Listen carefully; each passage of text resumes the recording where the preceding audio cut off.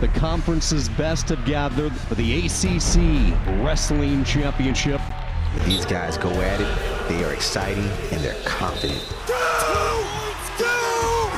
Unbelievable! There it is! Raise the roof. Holy moly! I love this sport. What a year of wrestling on our Friday night duels. Nighttime has fallen in Charlottesville, but championship dreams have not. Tonight, inside John Paul Jones Arena, it's the final chapter of the 2022 ACC Wrestling Championship. North Carolina State has shot to the top. 7 finalists tonight, including freshman Ed Scott in his ACC debut, while Trent Hidley looks to cap off an unbeaten season with his 2nd consecutive ACC title. Pitts Cole Matthews wrestled last year on one leg. He has both legs healthy, and everybody knows it's all about the focus, especially late on this Sunday night in the championship round. North Carolina State is in the driver's seat, an 18.5-point edge over Virginia Tech. The Wolfpack with 7 finalists, Virginia Tech sitting 2nd, North Carolina 3rd. Look for Pitt possibly to make up some ground with the 4 finalists tonight. Have a pleasant good evening. Sean Kenny, Rock Harrison. We've been waiting for this moment a long time. Welcome to Championship Sunday. I'll tell you what, Rock, NC State just continues to get the job done in quest for their 4th consecutive title. They have dominated this tournament like they've done the dual week season. And now they're looking to take this momentum from the ACC Championship into the NCAAs, where they want lots of All-Americans. A lot of big names tonight in the championship lineup. A couple of wrestlers who know what it takes to wrestle in the big moment. Jake Winsel was a national runner-up a year ago, while Mekhi Lewis won a title, brought the first crown to Blacksburg back in 19.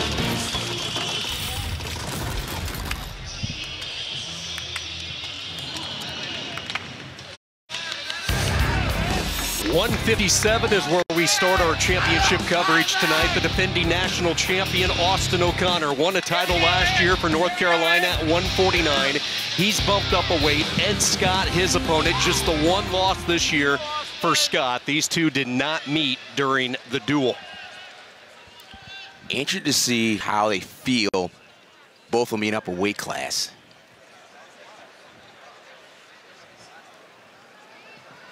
Ed Scott, redshirt freshman out of the state of Pennsylvania. Just really put it all together this year. He had a tough finish to close out last year. Really used that for motivation during the offseason. Been a bonus point machine throughout the season for the Wolfpack, but he is running into a buzzsaw tonight in Austin O'Connor, the defending national champion from a year ago at 149. Connor bumping up to 157 this year, just the 1 loss on the season. You see Scott's taking a more measured approach. Usually he comes in and jams the underhook, but right now he's being a little more cautious with AOC, and understandably so. This is defending national champion, although it's at 149.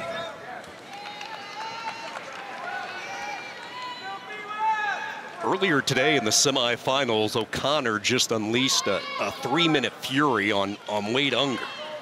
Opened up a huge lead, and then he was able to coast in the 2nd and 3rd periods to punch his ticket into tonight's final.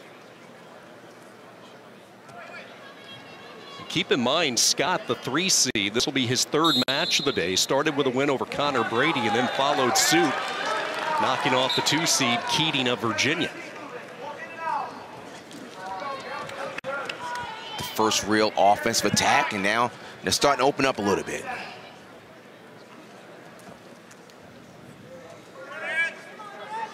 Austin O'Connor's done a good job of keeping his right arm in to prevent the underhook from Ed Scott.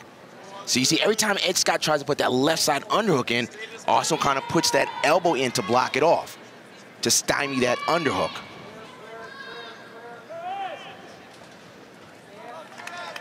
Two wrestlers disengaged. 2 minutes into this first period, no score. Ooh, a little roll action, almost with a little duck under.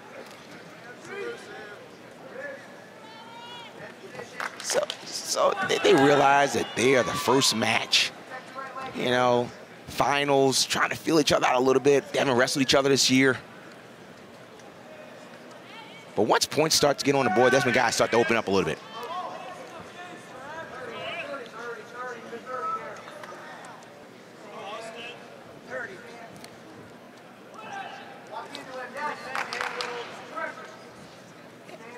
You can see that they studied, obviously, Ed Scott. Little sweep single coming right on up. That was a good sweep single.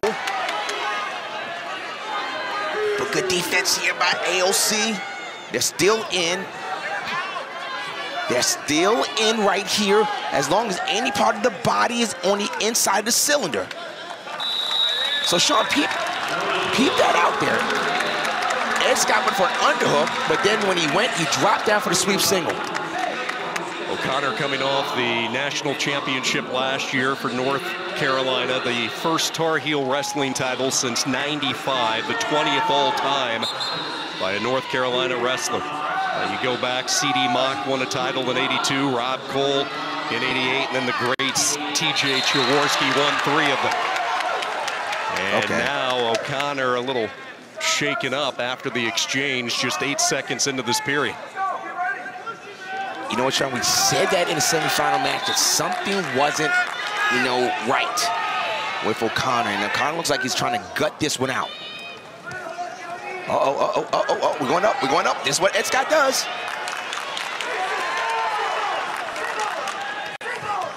He's going right back to that right leg. The right sweep single. Little slip action right there. And what I saw was Coleman Scott looked over to Coach Jamil Kelly and gave him some signal.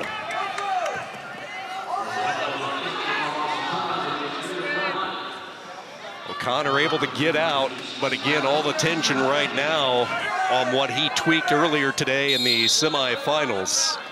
And a blood timeout. So let's take another look as they clean up the blood with Scott's exchange here with O'Connor and the reaction from Austin O'Connor.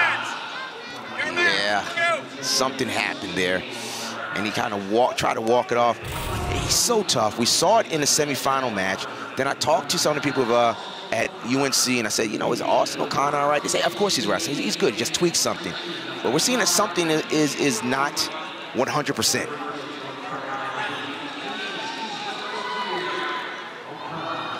Year number 7 for Coleman Scott. 2008 NCAA champion for Oklahoma State. Olympic bronze medalist. What a job he's done in Chapel Hill. You look at these two corners with Pat Papalizio and Coleman Scott. Solid recruiting class after recruiting class. Mix in the veteran leadership that these two teams already had, guys like O'Connor, and it's a pretty good recipe for success. Austin O'Connor shooting his doubles a little further out than he wants to be. He wants to close the gap a little more to get to the legs.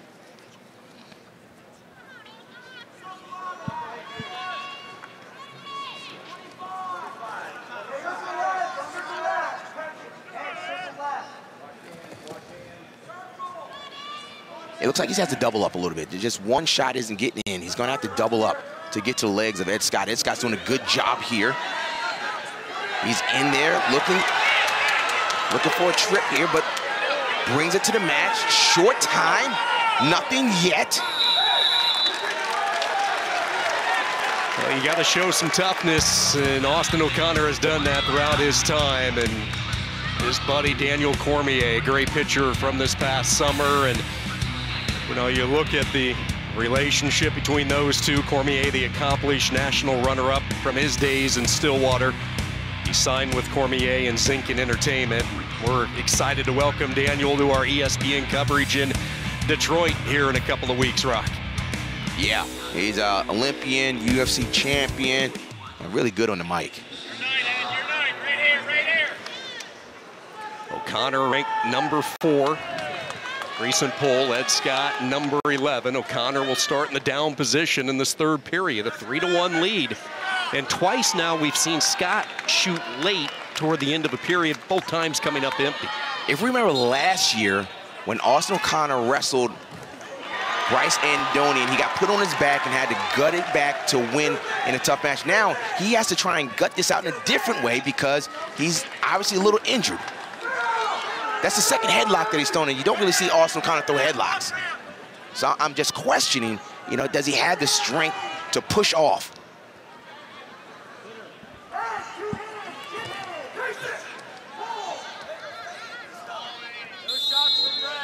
More blood. And More another blood timeout as Ed Scott will go into the corner. Scott's been a really neat story for fans around Raleigh. He walks out, his song is Seek and Destroy with Metallica, and that's going to be his motto this year. Bonus points galore for Scott. That's what he's supposed to do, score points. Each year, Pat Popolizio, head coach of NC State, says you have to earn your starting position. It's not given. Just because you had a great year the year before doesn't mean that you're going to be the starter the next year. And Ed Scott is showing that 149 up to 57. He is the one to lead the pack at 157.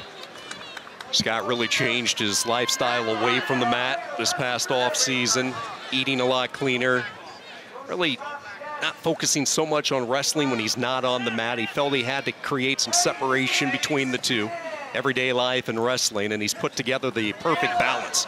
Here comes O'Connor shooting in, waterfall position, over the top goes Scott. He's continuing to crack down as O'Connor. He's trying to bring that ankle down and then hook it with his leg. Now he's going to try and pop his head up. This is neutral danger. That looks like a neutral danger, but he's going to try to pop his head out.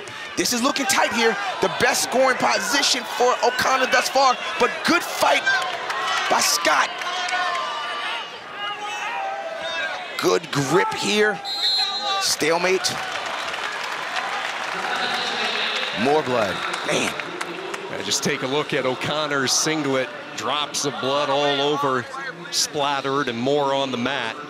And this was a cracked nose that Scott had earlier in the day in a semifinal win. Not a lot of time to heal in a one-day competition. Boy, how beneficial is this to prepare for the NCAAs coming up in just a couple of weeks. Pat Popolizio, his 10th year in Raleigh, 16th year overall. New York native. 4 ACC championships in his time with the Wolfpack. 3 consecutive, looking for number 4 in a row tonight. His team in a primetime position to get it done. Back to that single. Good defense. Ed Scott's doing a good job of finishing, but look, nothing. He's going to just stay here. You can just eat the clock here. You're just trying to get a baseball grip and work your way back to the center. He's got to keep it in the center. Take his time. Nothing yet.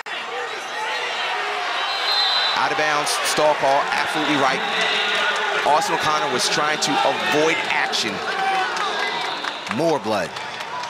So we're about to see a flurry. We're about to see a flurry. We all see that Austin O'Connor is not 100%, but he's a defending national champion. He's just gutting us out. O'Connor in search of his 3rd ACC title. Back-to-back championships in 2020 and 2021. And that is in jeopardy right now with the freshman Ed Scott. One last rush from O'Connor.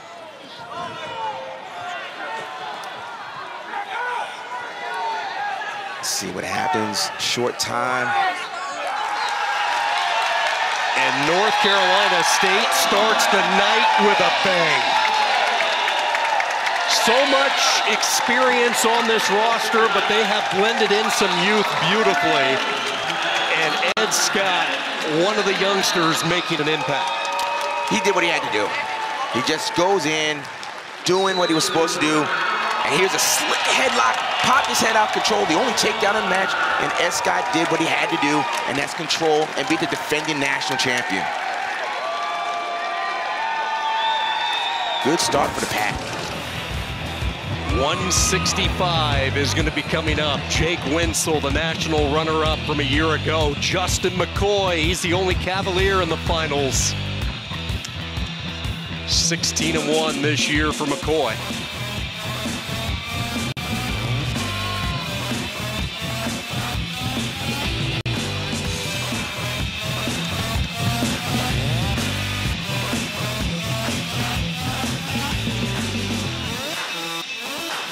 Justin McCoy, the 3 seed. It happened with AOC. And this is the last portion right here. He tries to push off, and you know, he's just tough. He's just tough. And we just hopeful that AOC gets healthier for the NCAAs. But hats off to Ed Scott. I mean, he beat a defending national champion, got a great career down at Raleigh. Here comes the crowd favorite, Justin McCoy. Two-time NCAA qualifier. He was a runner-up last year, but that was at 157 in the ACC. He is bumped up for Steve Garland, and he will try to take down Jake Wenzel. Last year's national runner-up, always stoic in his approach. Never shows any emotion. So similar to his head coach, Keith Gavin, isn't he? Not just Keith Gavin, but Jordan Lean is even-keeled, too. These guys don't get too rattled. What they tell their student athletes, they want them to be in the same mode, not to get too excited over certain moments, not to get too down, but just continue to wrestle. They're all about progression. They're all about process. So we're going to see Justin McCoy, who Coach Garland says is the best athlete on the team, against Jake Wenzel, who's just so solid. Wenzel has won back-to-back ACC titles. Ironically, last year it was a Cavalier he beat in the finals, only it was Jake Keating a year ago. Push the fast-forward button, and now up a weight at this new class at 65. It's McCoy standing in his way.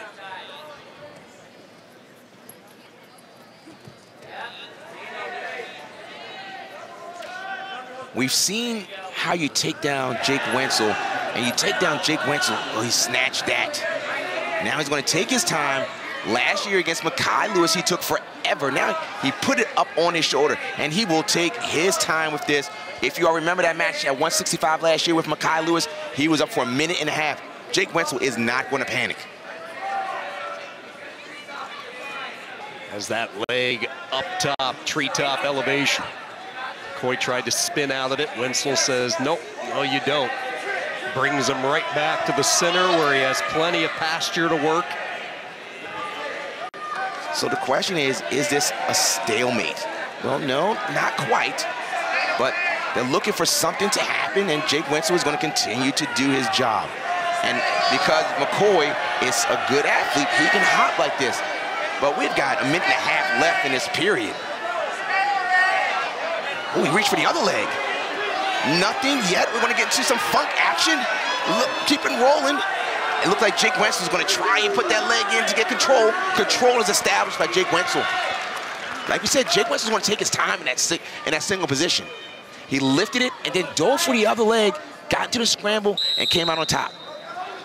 We're going to find out, Justin McCoy, if he has an idea on how to get out of Jake Wenzel. So here it is. The leg is up. He dives for the other leg, gets into a scramble position, and then Jake Wenzel was able to get the leg in to establish control. And right there, the official said, yeah, control is established. Control is felt. There's nothing in the rule book says what's control. Control is felt. I know it's early in this match, but this is a pivotal moment here, I think, for McCoy. We all know Wenzel is a hammer on top. Now let's find out what McCoy can do underneath. McCoy trying to get the officials' attention underneath with the arm placement of Wenzel. Wenzel readjusts, still has the leg in firmly. Good riding position. Yep, this is the way that Jake Wenzel likes to wrestle. He gets a takedown, and then he wants to impose his will on the bottom wrestler. So at this point, can Justin McCoy, good popping of the hips. Pop the hips and put the leg right back in. So at the end of this period, McCoy's gonna have to make a decision. Do I think I can get out of Jake Wenzel, or do I think I have a better shot of scoring from a neutral position? He's up on his feet, has tried to roll through a couple of times. Wenzel just so savvy, knew where he was, knew how much time was remaining, and he will ride him to the second period, a 2-0 lead. Flipping up the disc, and we're going to see decision time. Red choice, McCoy defers, and Wenzel goes, he's going to take bottom. One thing for certain, there is going to be a strong fleet of wrestlers for Coach Gavin and Pitt heading to Detroit in a couple of weeks. They came into the season hoping to get 5 All-Americans, no less than 3. Last year, they had the 2 national finalists in Bonacorsi and Wenzel. Both are back. Wenzel near the edge, trying to get away, and out of bounds they go. Nice job by McCoy to stay glued. He stayed glued, and then he got himself out of bounds to stop that 5 count.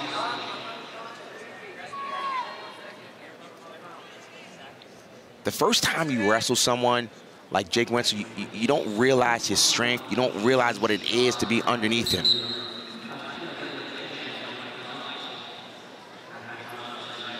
I asked Jake Wenzel, I said, look, you might have a chance to be the first 3-time ACC champion in pit history. I said, are you excited about that? He said, nah, I'm waiting for 2 weeks, the Nationals.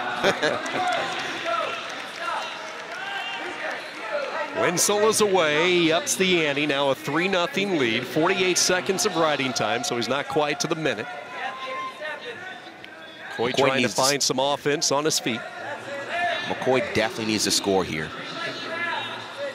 He needs to score a takedown, because when it gets to the 3rd period, assuming it gets to the 3rd period, he has to decide to stay on his feet, which is likely the scenario, because right now, Jake Wenzel does not have riding time.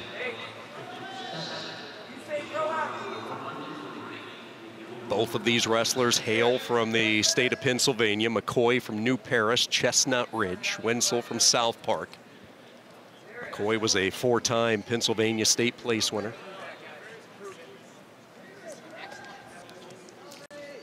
Sean, we've seen Wenzel wrestle, and this is a typical Wenzel match. Takedown, escape. Inside, underneath is McCoy, but again, Wenzel has been in this position before. He's not going to get too panicky.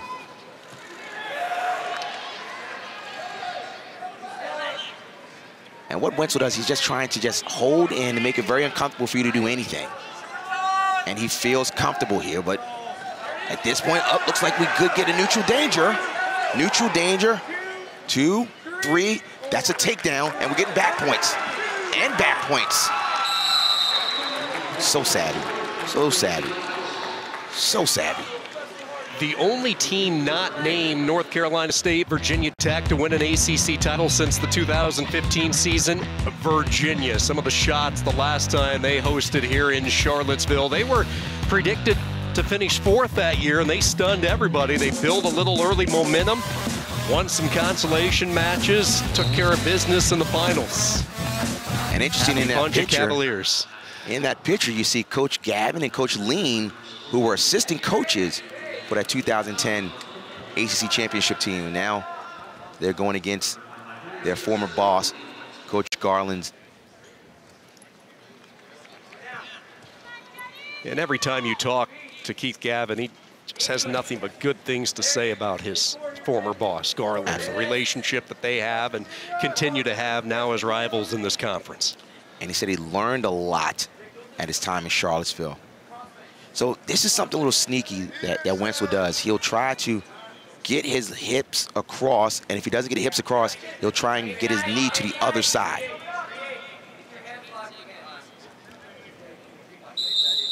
Stalemate.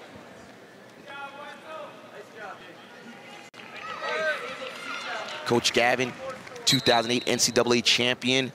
Just a calm, cool character, and it just permeates to his team. And he told us his presence in the corner is to remain calm. He says, these guys are already wired. They don't need me out there amplifying the enthusiasm. He represents the calm presence, and what a moment it was for him to come back to his alma mater, school that he won a national championship at. Ladies and gentlemen, what you're seeing right here is Jake Wenzel imposing his style. And that's the challenge that people have, is how do you wrestle against someone that is so imposing? Not flashy, but he gets the job done. Justin McCoy is extremely athletic. He's quick, he moves well. But Jake Wenzel is just showing that he's an NCAA finalist for a reason. Closing moments of this title bout at 165 that has been dominated from pit with Wenzel, a 7-0 lead. McCoy says that's enough. And for the 3rd time, Jake Wenzel is an ACC champion. 3rd time, first in ACC history for a pit wrestler to win 3 ACC championships. Congratulations, Jake Wenzel. And here he does. He just takes his time, controls the situation, gets the takedown, controls the bottom, gets back points. We're just starting off, fans. Come back and see us. ACC championships.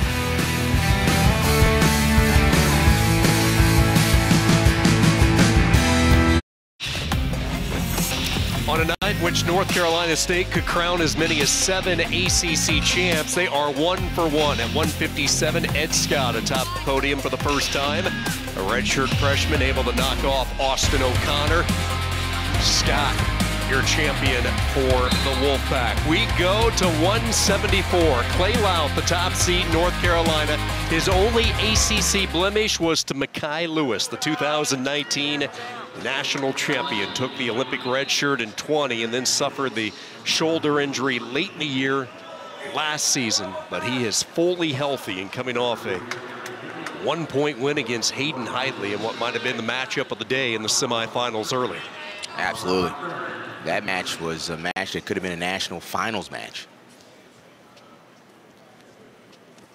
Rock, you look at this weight when you have these two wrestlers and Hidley, Matt Finesilver, you could have multiple All-Americans very easily at 174. As a matter of fact, no one would be surprised across the country if 4 All-Americans came from the ACC at this weight class. Now, I'm not saying that that's going to happen or it's likely to happen, but you won't scratch your head if it did happen.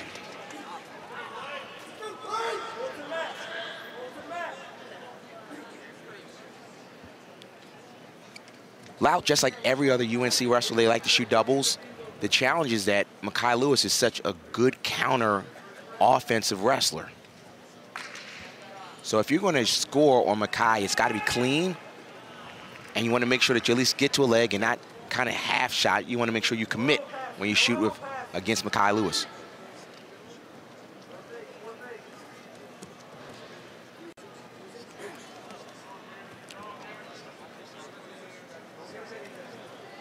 Louth sticking in his right arm underhook. Lewis able to clear his elbow away. First period, approaching the 1-minute mark. No score, Louth and Lewis, third championship match of the night. I want to see some fireworks. I want to see some action. The first 2 matches, yeah, but I want to see something happen. Virginia Tech fans will always remember the run that Mekhi Lewis had in 2019. His route to winning Virginia Tech's first ever national championship. He was named the most outstanding wrestler. And what a run it was, beating Marinelli of Iowa, Evan Wick, Vincenzo Joseph to earn the Hokies' first national title. Does he have another run in him this year in Detroit? You saw quickly when Louth had that shot, and what Mekhi does, he brings his elbows in and he kind of just likes to sweep to a single. But immediately once Louth saw that he couldn't get to that shot, he got to his feet. Because a lot of times when you stay underneath Mekhi is able to get to the angle and get the single. Just a little chess match going on right here. Short time, closing seconds, one last reach by Lewis, and nothing after 3 minutes. Flip of the disc, and it will be Green, Louth's choice, and he says, let's go down. Tony Roby took over the program when Kevin Dresser headed to Ames to guide Iowa State, and Virginia Tech has not missed a beat. They just continue to have success under Roby's guidance. 2-time ACC Coach of the Year. That's actually a good position right here for Louth. He had the whizzer in. He's getting right back to his feet. And it's underrated how tough Mekhi is on top.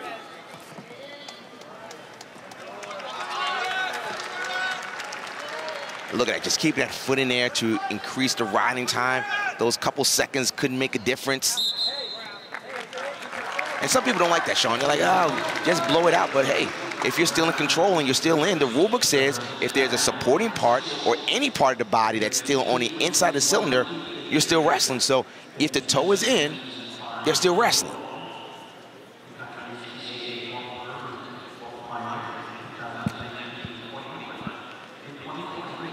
And NCAA champion, Mekhi Lewis, former. We have Gwiz, 2014, 2015 NC State heavyweight. Then Machiavello, 2018. And then Mekhi, 2019 first for Virginia Tech. How big was Gwizdowski for the North Carolina State program? You know, he followed Popolizio to Raleigh from Binghamton and immediately winning the 2 national championships. Instant credibility and marketing. When people can see you on a Saturday night for the NCAAs, they'll say, well, NC State has a national champion. Oh, a 2-time national champion. They must be doing something. I got excited because I thought Lout almost got out. But slowly but surely, Mekhi Lewis is winning the match on the mat. And we talked about it throughout the day, Sean. It's really mat wrestling that separates individuals. Not just how flashy on your feet. It's these grinding matches when a lot of things aren't happening. Can you continue to work and try to get the riding time advantage? Caution was given to Lewis, just the first caution. Then they had a quick adjustment with the scoreboard, the tower clock. So that is, Fred Majerison is over at the table discussing, making sure everybody's on the same page. They're going to knock off just a few seconds of the riding time, so 51 seconds is where they agree. 1:09 to go. Lewis will look to continue the ride in this second period. Roll attempt by Loud into a sit-out position. Look at him clearing his elbows. Oh, good. 1 minute, though. 1 minute and 1 second. Really good, just shearing and clearing the elbows, and then does a sit-out, turn in. You learn that when you are in Pee-wee and wrestle, sit-out, turn in, clear the arms, elbows in.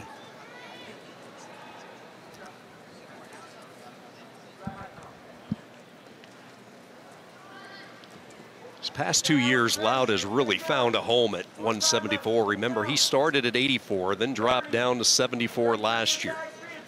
2-time NCAA qualifier. He was an ACC champion a couple of years ago. Just missed out last season in a battle with Mekhi Lewis in this second period. And I'd like to believe that this has worked out well for UNC with Loud at 74, and we'll see Kane up at 84. Yeah, Gavin Kane, the 2 seed, had himself quite a semifinal win against Hunter Boland. Lewis's choice, he's going to look over at the corner, and he says, let's go down. He thinks he can get out from underneath. Oh, interesting, though, yeah. Because initially, Lewis said neutral, and Coach Roby gave him the side eye. And then he said, I'll listen to you, Coach, I'll go underneath. And those two have had some, I wouldn't say disagreements, but maybe difference of opinion in the past on what to do. Mekhi's just so confident, and Lewis is able to get away. So Coach Roby knew what he was doing there. He ties it up at 1. Well, this is what I think Mekhi was thinking. He said, look, I don't think Loud can take me down, and I have the riding time. So now he doesn't have the riding time. It's a time match. There's a counterattack. There's a counterattack. Good hips. Now what Mekhi's going to do is try to get to that foot and try to get to a point where he tables it. But Loud has got to keep that whizzer in. And he's whizzering hard, but Mekhi's getting to his feet. Coming across, coming across, coming across. There's the 2 takedown.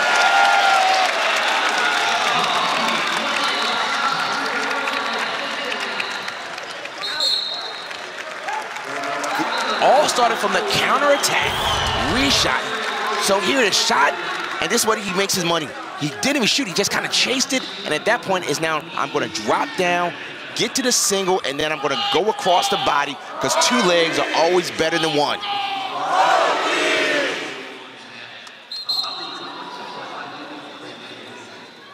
And there's the takedown, driving through for the double. Stand-up position, Loud is away. Lewis gets back his riding time advantage. So in essence, a 2-point lead right now for Mekhi Lewis as we hit the home stretch at 174. And Mekhi knows at this point Loud has to come after him. But when you come after Mekhi Lewis, be ready for his counterattack and his reshot.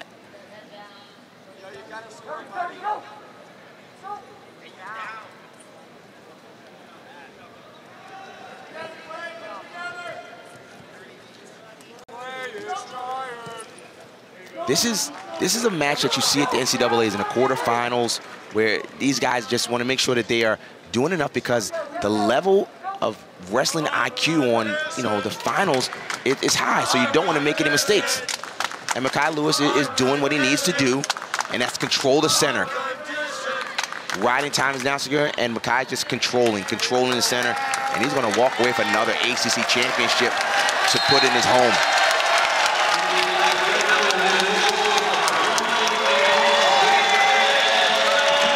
A wink to all the fans who have made the journey from Blacksburg.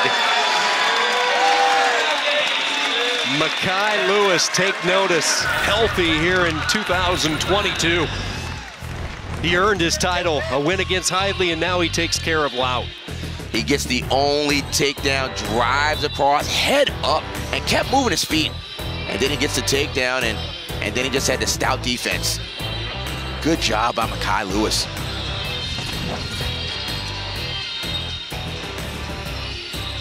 One of the most dominant wrestlers in the ACC this year has been Trent Hidley. He is unbeaten, 14 of the 16 wins via bonus points. That's how good he's been. Gavin Kane, the future is bright. Is the future now for North Carolina? Gavin Kane, the redshirt freshman from Milton, Georgia, 16-3, and he is coming off a win against Hunter Bolin. Even though Kane was the 2 seed, a lot of people thought it might be another chapter in the Bolin-Hidley rivalry, but this youngster from the state of Georgia, Cambridge High School, blew up that party. Kane is tough. He's tough. A lot of people weren't sure about him. Like, who is this guy? Maybe he got lucky. But now we're seeing that Kane can really wrestle. Very good hips, heavy on the hips, and then he's really good on top. But he's got a different animal than Trent Hidley. Trent Hidley, now fans, I'm a fan. I like wrestling. I love wrestling. But these first 3 matches have been, Trent Hidley's about to turn it on. This guy likes to score.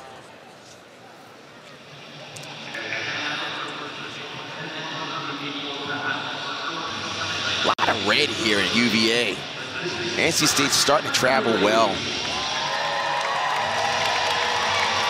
You see Trent's brother Hayden before the smoke came down. He was the last voice in the ear for Trent before he makes his emergence on to the center mat. The relationship that those two have. Hidley looking to defend his title from a year ago, and will it be Gavin Kane continuing his story this season? Kane was one of 3 2 seeds for North Carolina entering today. Keyshawn Clark and Heilman in the lightweights. Both of those wrestlers lost earlier, so Kane has emerged holding the 2 seed and a chance to try to figure out a recipe to slow down Hidley. Shake of the hands and we are underway. Quick shove off by Hidley at 184. Big snap down as well. Again, you just see the motor right from the opening whistle. He comes in and pushes the shoulders, and he uses the underhook as a setup. His underhook is to set up either a knee pick, ankle pick. As he said, he goes right through this time. See, there's the hips of Kane. I mean, those are hips that are strong, because usually when Trent gets the underhook and gets across, most guys are just falter. But that's good defense by Kane.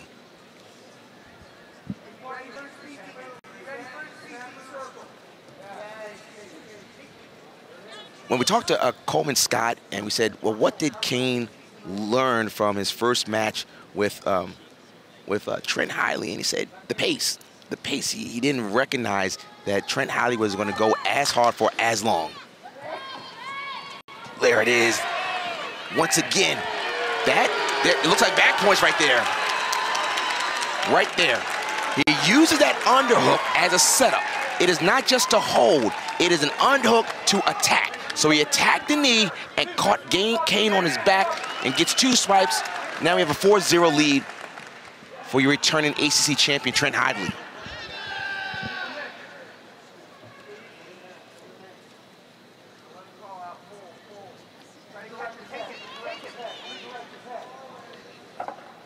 Keeping the pressure forward. Once again, NC State, they're known for being good with their feet and really tough on top.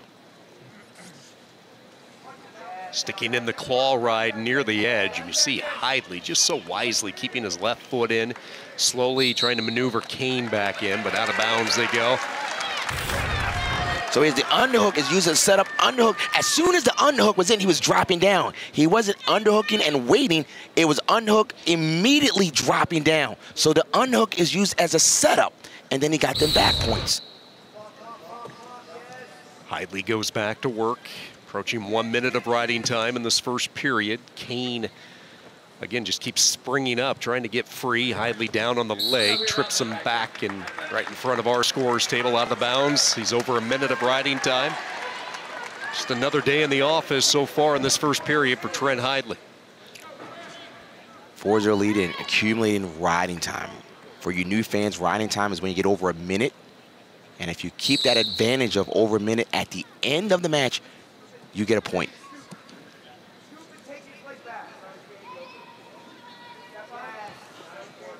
Keeping the pressure forward. So a lot of times when you see someone riding, they ride the hips. But what Trent is doing, he's putting pressure forward on the shoulders. And when you put pressure on the shoulders like Kane, it's you put your head down. And then you get into the referee's head and the referee thinks you're stalling, but it's just the pressure.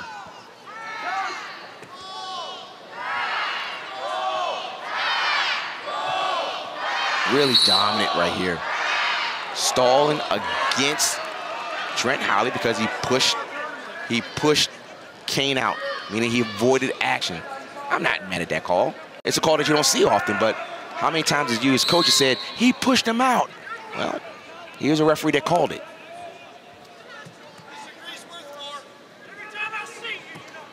Let's see if Hidley is able to ride him out here for the final few moments. 15 seconds, short time wrestling. He has Kane all crunched up underneath. Again, the pressure just continuing to drive forward, all the weight on the toes of Hidley, putting a lot of pressure on the upper back, wrist control as well underneath, and Trent Hidley's going to ride him out. A 4-0 lead as they go to the second.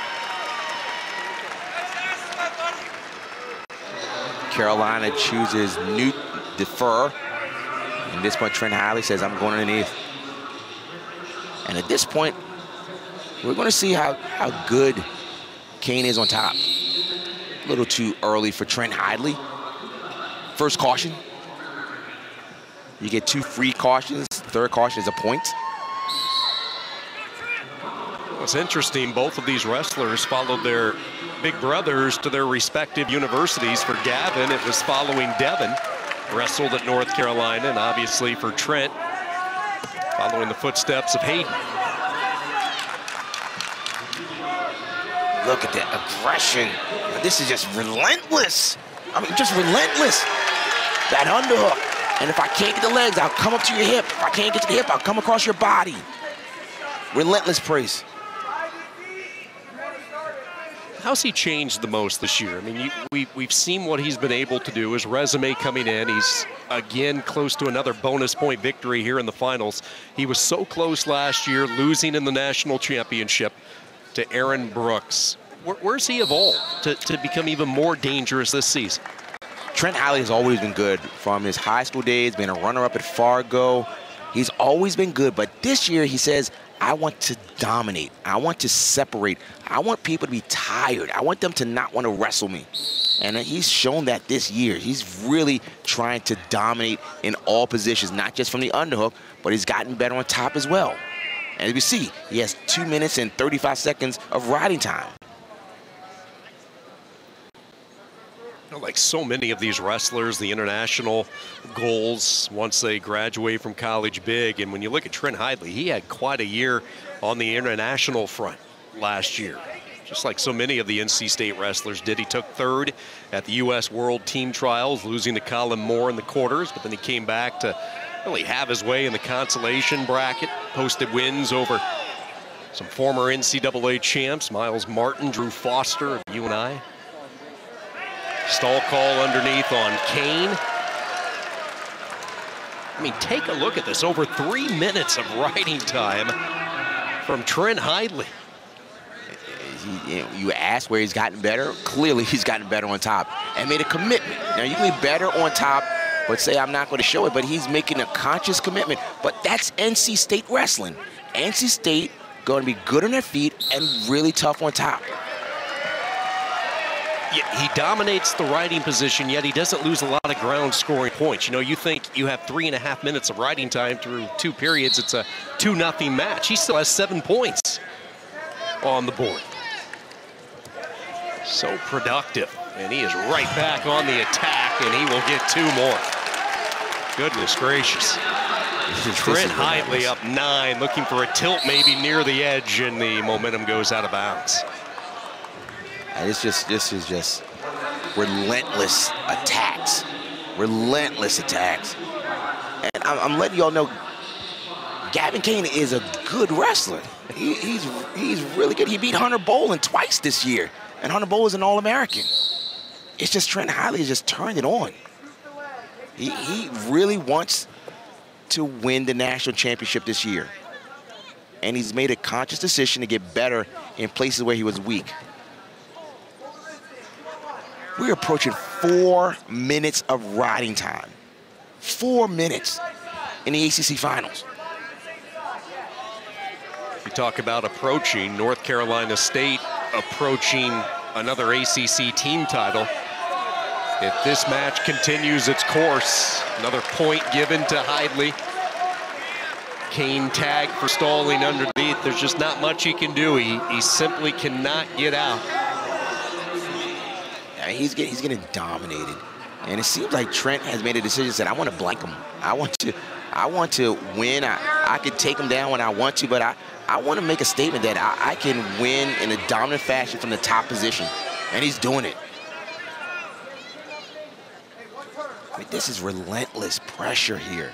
Moving forward, keeping the pressure on the shoulders, on the hands. And Kane just can't do much of anything. And you can see, you all can't see it, but the UNC coaching staff, they don't know what to say. It's not like Kane isn't trying, it's just Trent is better.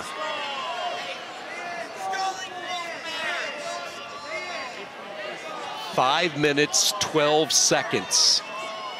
That is not a miscalculation. That is the running number, and it's growing. Man. He is going to end up with 5 minutes and 26 seconds of riding time. Just 3 ticks left. Hidley with a nod. I think a big flex is going to be coming. Maybe the electric guitar tonight in Charlottesville. We'll wait and see what his celebration is. But he has won another ACC title. Hidley clinches it for North Carolina State. It's only appropriate that the foundation of their team gets the job done for Pat Papalizio, the 4th straight title for the Wolfpack. He has such a personality. Nobody's been more dominant in the conference than Hidley. He adds to the growing list. A major decision win in the finals, and the Wolfpack celebrate.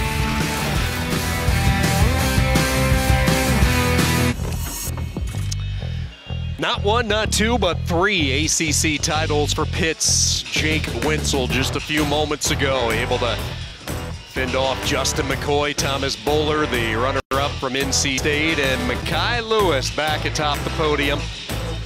Boy, you take a look at that shot right there. All 3 of those wrestlers, certainly national championship contenders in a couple of weeks in Detroit. We move to 197. Isaac Trumbull is 2-0 against Nino Bonacorsi, the national runner-up for Pitt at 197. Mr. Offense. This guy hits you from all different types of angles. He is one of the more entertaining wrestlers for the spectators to enjoy. Absolutely, but he has a defensive stalwart in Isaac Trumbull. Trumbull has heavy hips, likes to get him low, and then also he's really good on top. He seems to have figured out how to take care of Nino. And here's Trumbull, 6'3", 6'4", probably not a 97-pounder beyond this year.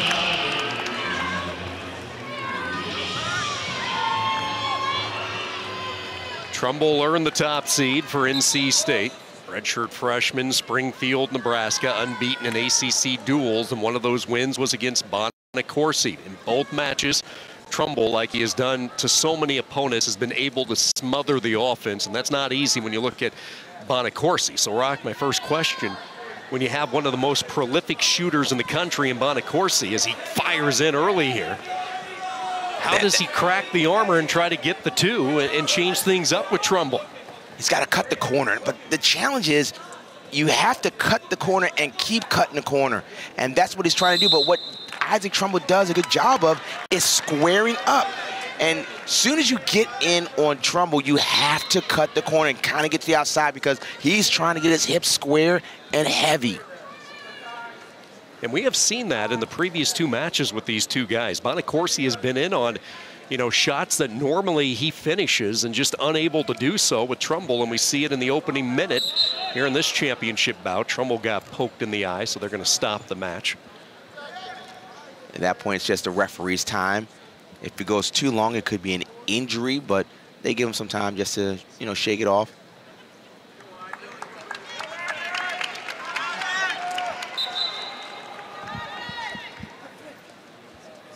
One of the things you want to try to do with Trumbull is try to get him to shoot on you.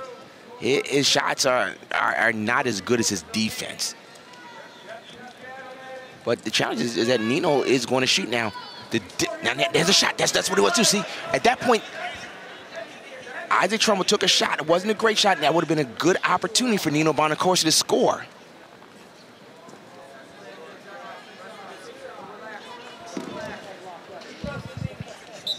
Yeah, Rock, you bring up the point. You wait for Trumbull to shoot. That's just not in the DNA of Bonacorsi. Does he have to show more patience and try to wait that out? Is that the change? You're absolutely right, because Coach Gavin said, we're trying to figure it out, how to beat him, and we know that we just can't shoot as often as Nino likes to shoot. It's got to be more precise in the shots. Usually when Nino gets to a leg, Nino Bonacorsi gets to a leg, he can finish it. It's just the length of Isaac Trumbull is a problem. There's a sweep now. He's got it. Now, you see what he did this time? He swept to the side, and then he came across the body. Now, this is close. This is close. This is close. There's the takedown right there. Good misdirection. He swept to the left and then popped his head across the body. Really good job. So as Trumbull was trying to square up, Nino popped his head to the other side. Misdirection. Good technique by Nino Bonacorsi right there.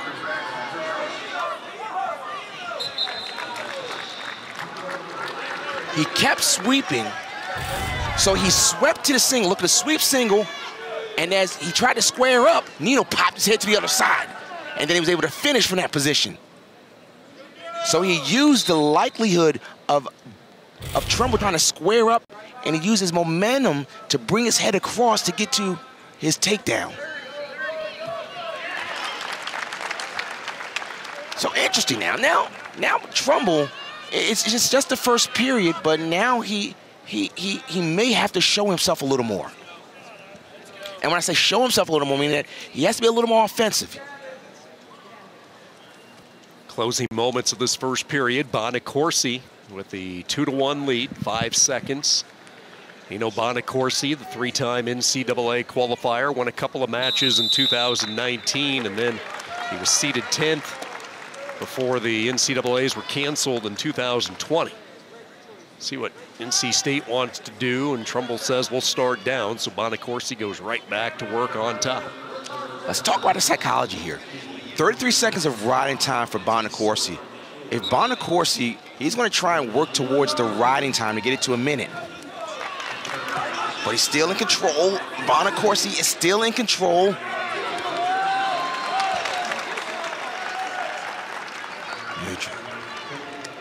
So Nino Bonacorsi was able to get to that sweep single. But Trumbull was there to drop down again. Now he's got to keep going across. He's got to keep away from the hips of Trumbull. Now Nino's going to try and get to that point and pop it. There's neutral danger. Nothing just the yet. One count. One swipe on the neutral danger, so no points. Nino's almost there. Nino's gets another takedown. He's figuring this thing out. He's figuring him out by getting across the body and finishing it. So for the second time here tonight, Bonacorsi has cracked the tall giant from NC State. Couple of takedowns. A leg in here, 4-2, inside a minute to go in the second period. Trumbull trying to get to his base. Bonacorsi with a cross face, still continuing to work. He's got kind of a Turk there. So now the length of Trumbull is going against him because the long legs of Trumbull is allowing Nino to keep the Turk in there.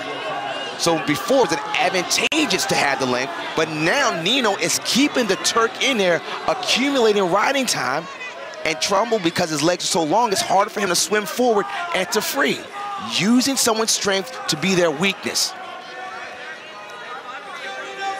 Stall call underneath on Trumbull.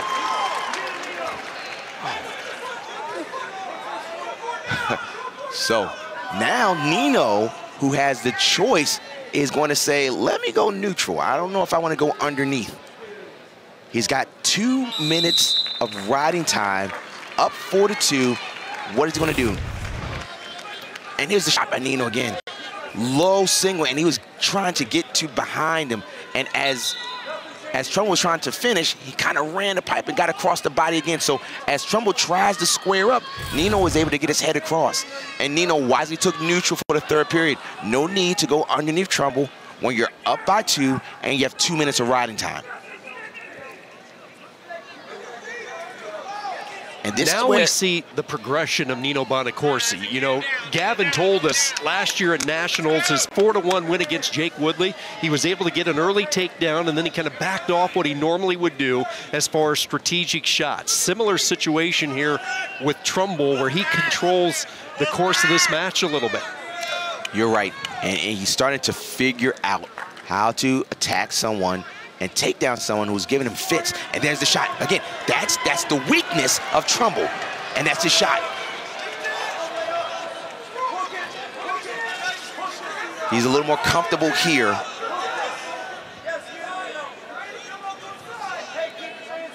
And so Nino's going to just take his time. No need to rush here. He's got plenty of time to finish. He doesn't need to score. He just needs to, he's got riding time secured. And so we saw Isaac Trumbull try to take a shot, and it wasn't a great shot, and there was another opportunity for Nino to score. So Isaac Trumbull has to come after Nino, and Nino's going to try to increase his re-attack, or re-counterattack, re-shots. 2 takedowns by Bonacorsi, something he hasn't been able to do in his previous 2 matchups with Trumbull. He's 30 seconds away from defending his ACC title from a year ago. We got to tip our hats to the coaching staff. Absolutely. As a stall call against, you know, but it doesn't make too much of a difference. It's essentially a 5-2 lead. But as I said, we need to tip the hats to the coaching staff to figure out what are Nino's strengths, what are Trumbull's weaknesses, and what he really did was learn how to, as Trumbull tried to square up to get his head across to win his 2nd ACC championship.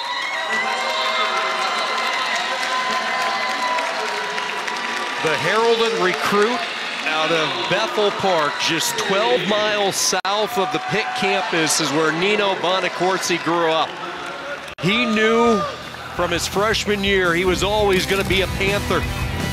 And has he ever delivered his 2nd ACC title? But what a confidence builder. He finally figures out the puzzle that's been Isaac Trumbull.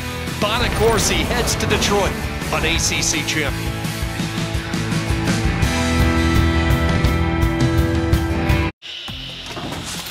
Quite a night from Charlottesville. Trent Hidley just a few moments ago taking his spot for the 2nd straight year high atop the podium. North Carolina State clinching the team title, and it's interesting as take a look at the heavyweight matchup coming up with Nathan Traxler of Virginia Tech, 18-2. A transfer from Stanford, Tyree Houghton, the heavyweight for NC State, and this is a heavyweight for the Wolfpack that has been a very competitive room all year when you look at Deontay Wilson and Owen Treffin, but in the end, Papalizio turns to Houghton, and he has delivered. And Houghton, let's not forget, earlier today, he was trailing 5-1. He was in real danger of losing in an upset, but he showed some perseverance. He battled back, was able to tie Brandon Whitman, and then he won on a stall call in the semifinals.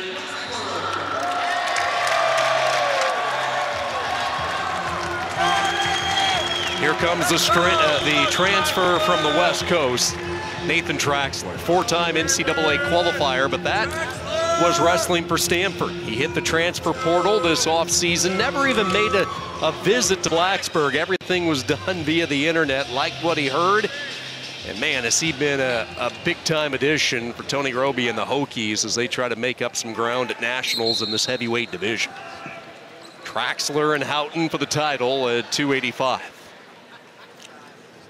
Can you imagine how deep the NC State heavyweight crew is, that they have a returning ACC champion who's not a starter?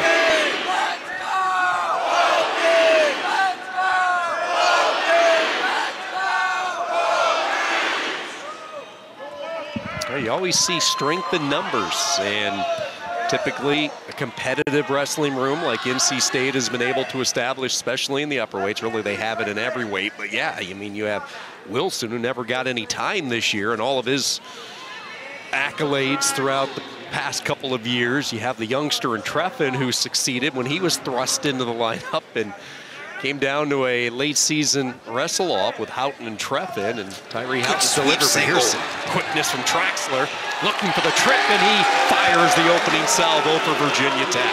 That was a good sweep single right there.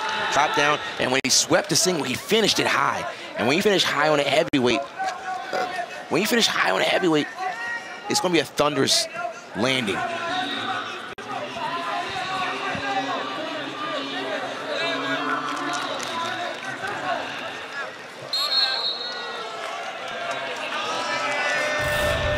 And here's drop down. Look at the sweep single. Lower level sweep single and come right to your feet. You don't want to get underneath, so trips high and covers. He hit that a few times in the semifinal match.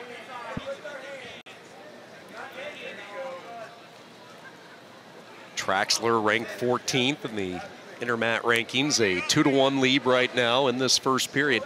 You know, you look at Tyree Houghton, another thing, Rock, that I just remember, when you look at NC State, the RTC guys that these guys are facing as well. You see Traxler once again, second time he's in on the leg. Can he go 2 for 2 here on the sweep? Not as high, so you might want to do something called run in the pipe, lower your hips and hike the ball, but he gets 2 legs.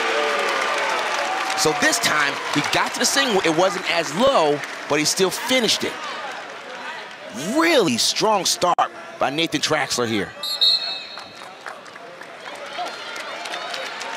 Couple of takedowns for Traxler and a 4-to-1 lead. He won a Pac-12 championship back in 2019. He's always been so consistent. That's what I remember from calling his matches at the Nationals each and every year. Has always won at least 2 matches at Nationals. He just missed becoming an All-American last year. He went 3-2. And his nemesis from the West Coast has always been Connor Schultz of Arizona State. He would love a rematch with him come 2 weeks, Detroit. And Schultz is still around. So let's see if Houghton has figured out that Nathan Traxler likes to do singles to his right leg.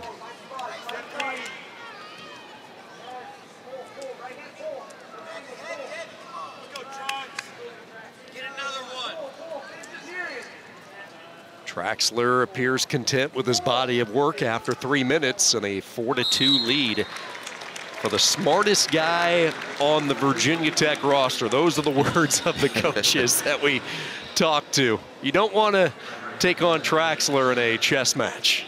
Jared Hout has tried a couple of times. You're right. Jared Hout does engineering.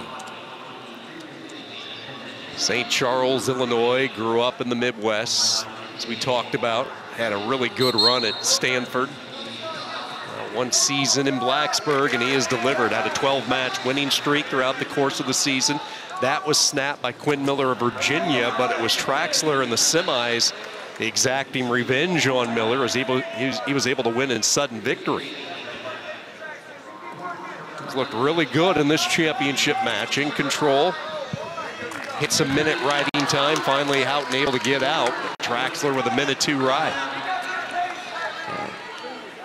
Let's see if he goes back to that single that he had success in the first period. One was a low single, one was a modified snatch single.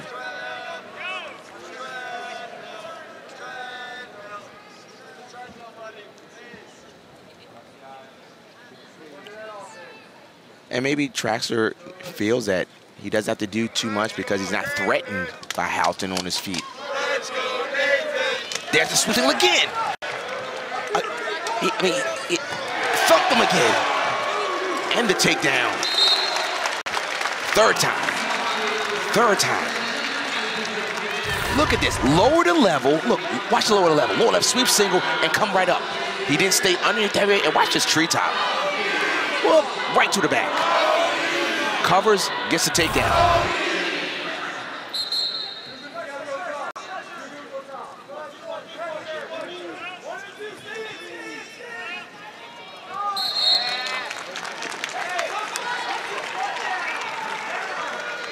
Can you imagine how noisy this arena would have been had the team race not been decided? You go NC State, Virginia Tech, toe-to-toe. NC State is trying to separate themselves, but next year, they're going to have a lot of young guys in their lineup potentially. All of these ACC schools are all about culture. You know, finding the right wrestler for their program. This kid could be just a certain personality, but if they're not the personality for their program, you don't want that person in the program. And that's not to say that the wrestler that they're recruiting or in their program is a cancer per se. They just may not fit the personality or the identity of the school. And that was one thing Pat Papalizio cleaned up immediately, was the culture around Raleigh with his wrestling program. That first year, he had only 2 or 3 guys stay on the team. Following year 1 for him, as Houghton's in on his first shot. Look at Traxler's strength as he locked up the cradle, but he runs out of time as the period ends. And a brick comes in from the NC State corner. Now let's talk about it's the first brick. What they're looking at is the takedown. It's an independent reviewer.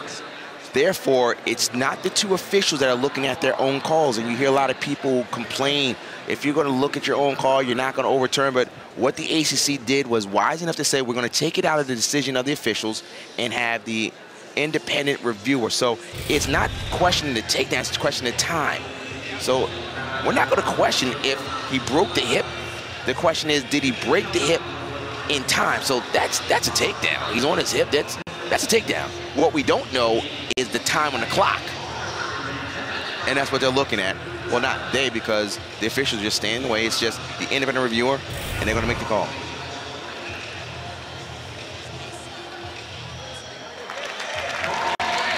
NC State loses the challenge. 2 points will stay firm, and Traxler with an 8-4 lead going into the third.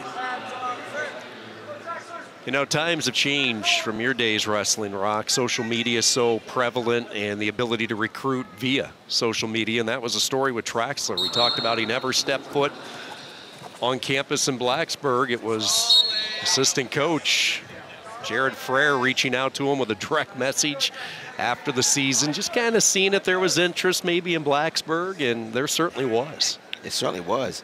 Sean, you made it seem like I grew up when there was telegrams. I'm not that old. I mean, were pigeons in play or not? It's called a knee slide, and Lily was sliding across the mat.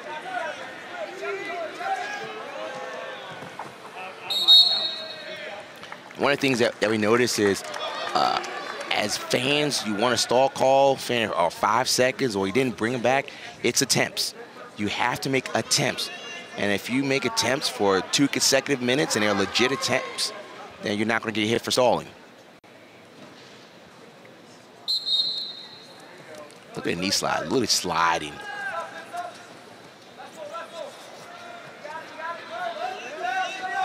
Trying to. There was an attempt. There's nothing wrong with that. There was an attempt.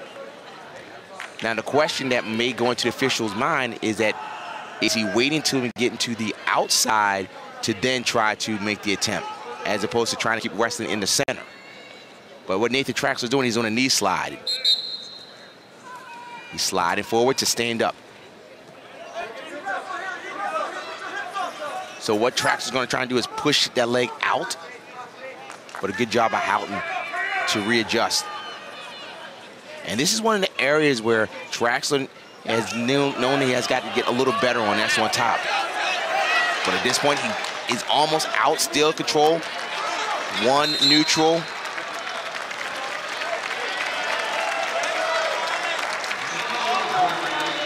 Sean, you think he's going to go back to that sweep single? I think one more time in the cards. A 9-4 lead, Traxler. Tyree Houghton's having a tough go here, but the junior, an in-state product for Pat Papalizio. Started wrestling late. Certainly been a workhorse. Trying to earn his spot in the lineup. 2-on-1. Traxler clears his left arm away. Half-hearted shot by Houghton. Traxler knows he's in control here. He's backpedaling a little bit. Not putting himself in a vulnerable position.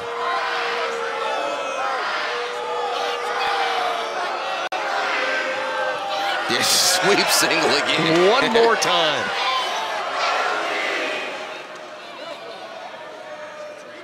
Let's go! Is that almost a neutral danger? Perhaps almost a neutral danger? There's the neutral danger. No.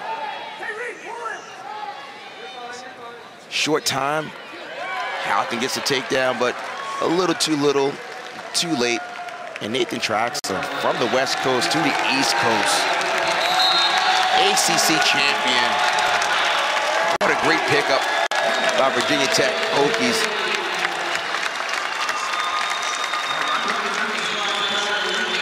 When they brought in Nathan Traxler, they wanted to get back on top of the conference in the heavyweight division. It hadn't happened in a while, but Traxler has brought ACC glory to Blacksburg. He might be the Thor of Blacksburg. Should take a look at the hair of Nathan Traxler. Becomes Virginia Tech's first ACC champion in heavyweight since 2017. Our colleague today, Ty Walls, the last one to bring home a title. All right, 125. We saw Bonacorsi figure out Trumbull for the first time. The question becomes now at the lightweights, can Jacob Camacho put it together against Sam Latona? That's a good question. We're about to find out. One of the things that we noticed, Sam Latona, as everyone knows, he is losing weight a significant amount to get down to 125. When he wrestled his dual meets, it's usually an hour after he weighs in. But his first match was 4 hours afterwards, and now he's had all day to get his strength together. But let's remember, a couple years ago, Jacob Camacho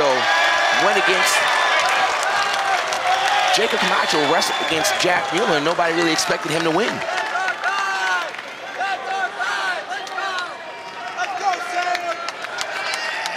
Latona, Virginia Tech, Camacho, NC State.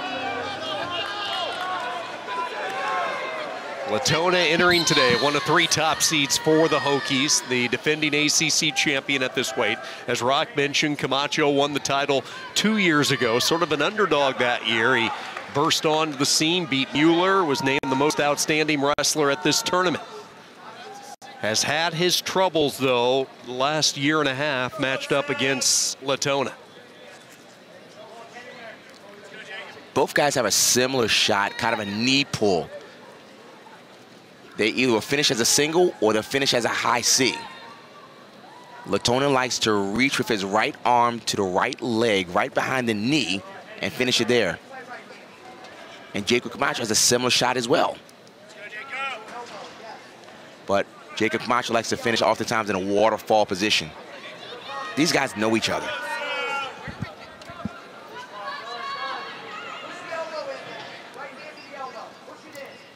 And I can assure you, after this season, this will be the last time these two wrestle at 125. Latona standing a whopping 5'10" for a 125-pounder. He is going to jump up. Question is how much? Will he be 33? Will he be 41? Right now, all eyes on 25, and can he get the job done for Virginia Tech? No score halfway through, period number 1.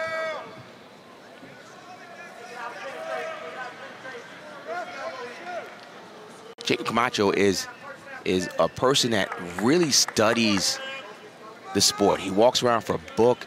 He said the smartest wrestler that he's ever been around was Ed Ruth from Penn State. He said Ed Ruth's mind on how he saw stuff was unbelievable. When he said Ed would just break down things when Ed Ruth was at NC State for a period of time. He just didn't notice all the things that were going on.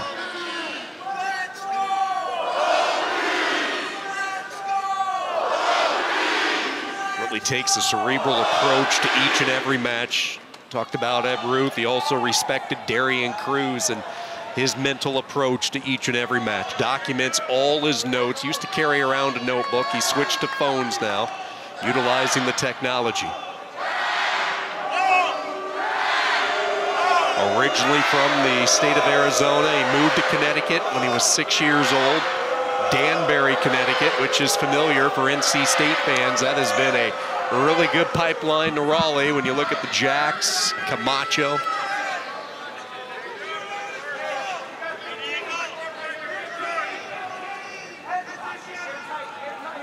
Not a surprise. These guys are still not feeling each other, but just know what the other opponent does.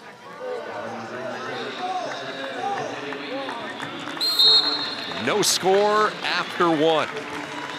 Flip of the disc, and it will be Latona's choice. He looks over for instruction, and he will start down. Cody Brewer in the Virginia Tech corner, the 2015 national champion at Oklahoma. He's responsible for recruiting a lot of the lightweights. They brought in Latona from Alabama. Big mat return by Camacho. See Latona just spring right back up, trying to rip away the grip. And he is away for the first point.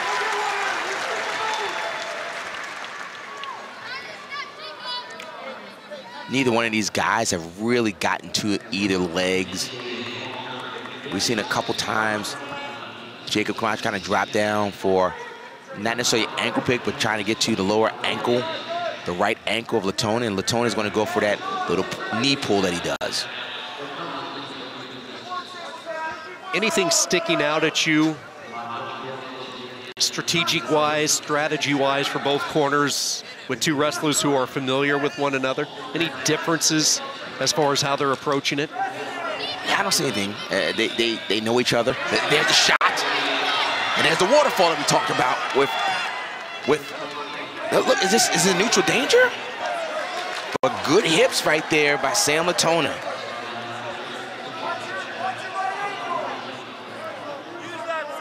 Little knee tap action by Sam Latona, nothing happened.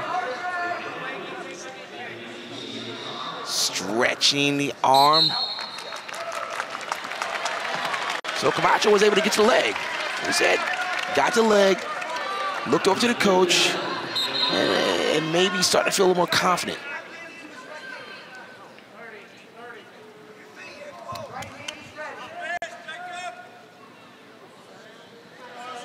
Two wrestlers forehead to forehead. Latona drops it. His best scoring opportunity. Watch the trip. Watch the high trip. He's going to try and trip him above the knee. Doesn't have a lot of time. Short time, 7 seconds. Tried to cut across, seal the two. Roll through by Camacho. Camacho sprawls back, and he fins it off. Nice. Nice. Nice. So it's the knee pull, going around, trying to finish, and then it was short time, and Camacho knew that. And so he was going to just try and wait and wait and wait, and then when the trip came, that's when the roll was initiated by Camacho. The roll, back to his feet, Camacho took bottom, and Latona is going to try and keep him down. And Orion comes down going in the direction of Latona. And so this match will get decided on the feet. Tied at one, no riding time. Both guys have had good attacks to the leg. So we know that they both can scramble. Each have got to the legs, and the others have shown some really crafty defense.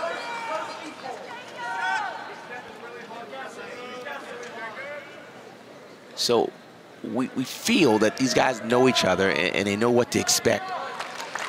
Latona knows that Camacho likes to shoot to his left leg. Camacho knows that Latona likes to do a knee pull to his right leg. And one thing I'm enjoying about Camacho, he's staying in the stance. He's not coming out of stance. Even though there's a lot of motion by Latona, Camacho is staying in his stance.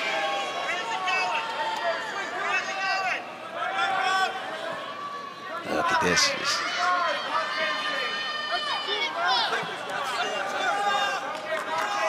Camacho's got to watch himself. If he does that, a lazy shot like that, Latona is long enough to try and get a go behind.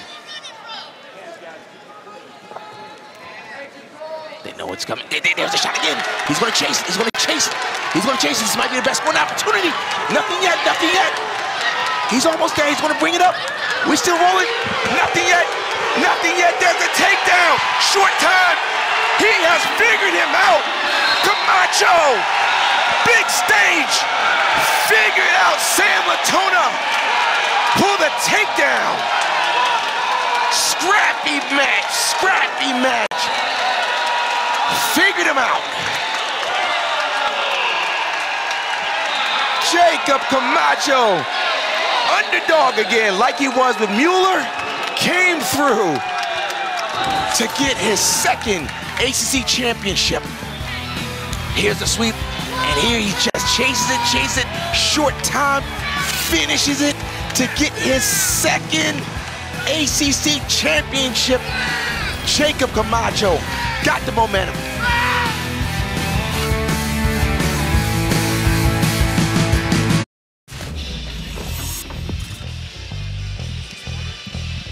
For the second straight year, Nino Bonacorsi wins an ACC title. The Pitt Smile at 197, able to take down the tall giant Isaac Trumbull. And then Virginia Tech rises to the top.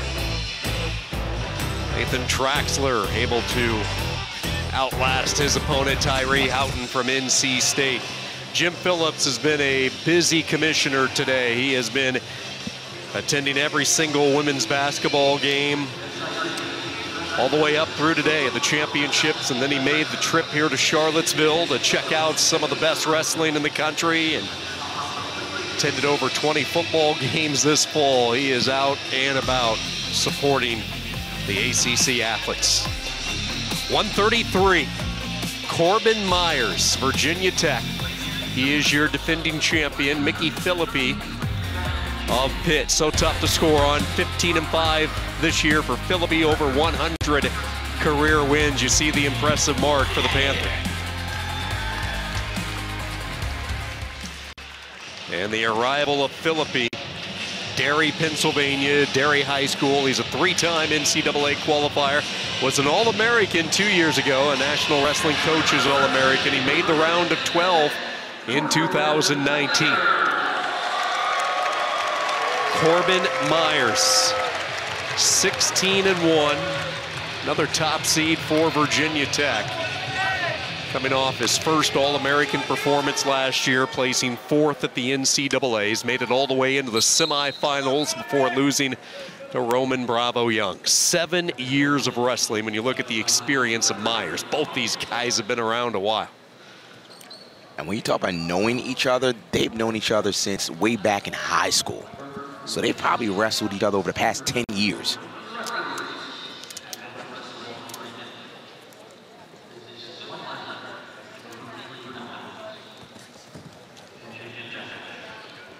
One of the things that the Pitt coaching staff wants is to make sure that Mickey Philippi likes to open up himself early. Oh, nice. Nothing yet. He's trying to trip, so he's trying to find it. So it's going to take some patience right here from Corbin Myers. But Mickey Philippi is going to have a strong grip, trying to fight hands. Good balance. That's the takedown, the first takedown. And that's usually the difference in the match, is one takedown.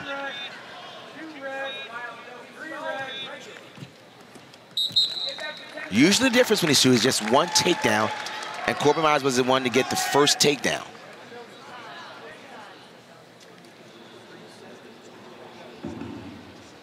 Corbin Myers had 2 EWL championships. Last year had an ACC championship. Could be a 4-time conference champion if he wins today. Yeah, last year was a season of first for the seasoned veteran. I mean, you talk about a guy who has had so much success. He won his first ACC title, and he became an All-American for the first time. 4-time NCAA qualifier.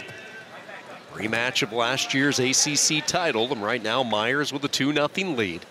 Philippi continues to bounce up to his feet, and every time Myers has been able to bring him back down. Carlisle, Pennsylvania, Boiling Springs started his career at Edinburgh. When you look at the career of Corbin Myers, one of the more entertaining wrestlers to watch. This guy has scored points, and he's scored even more frequently since he arrived in Blacksburg. 2-time EWL champ. His All-American finish last year. They say one day this guy is going to be a coach. Talk to all the Virginia Tech staff, and they expect him to be a coach one day. And a good coach. Love for him to stick around Blacksburg and help out as well. We'll see where the future takes Corbin Myers. Many times good coaches have gone through adversity so they can empathize with their wrestlers when they're going through some tough times, but they also want to have success, to know how to overcome. So he's been injured, he's overcome, he's an All-American.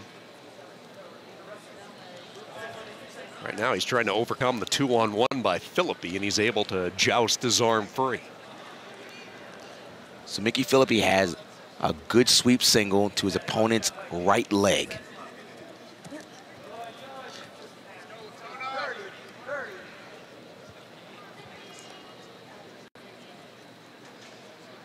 Still holding on tight. Nothing really happening. As we said before, these guys have wrestled all the way back in high school. And as you mentioned, Corbin Myers in his 7th year of competitive wrestling on a college level. Myers with the only takedown, Philippi with the escape, and after 3 minutes, a 2-1 lead for Corbin Myers. I thought it was interesting when you visited Blacksburg during the off-season. Myers told you he was maybe the most nervous in his career right before the quarters, just because he knew what was on the line. He had never earned an All-American status, and he was able to pick up a huge win in the quarterfinals to guarantee a top 8 finish in St. Louis. But he also looked at his semifinal loss and said that he respected RBY too much.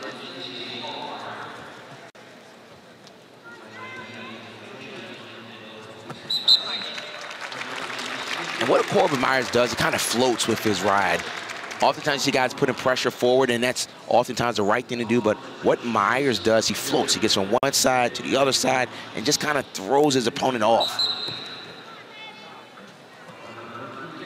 Lacing the ankle. Doing enough, just moving, being light on his feet. And he gets from one side to the other. We have seen Philippi get up. He just can't get away. Myers near the edge, not a lot of real estate. He'll try to drag him back in. Philippi still ripping and pawing at the grip, trying to clear.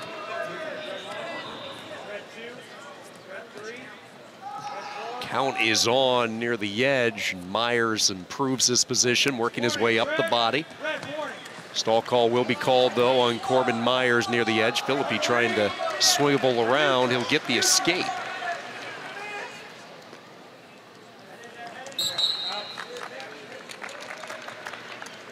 A lot of riding time.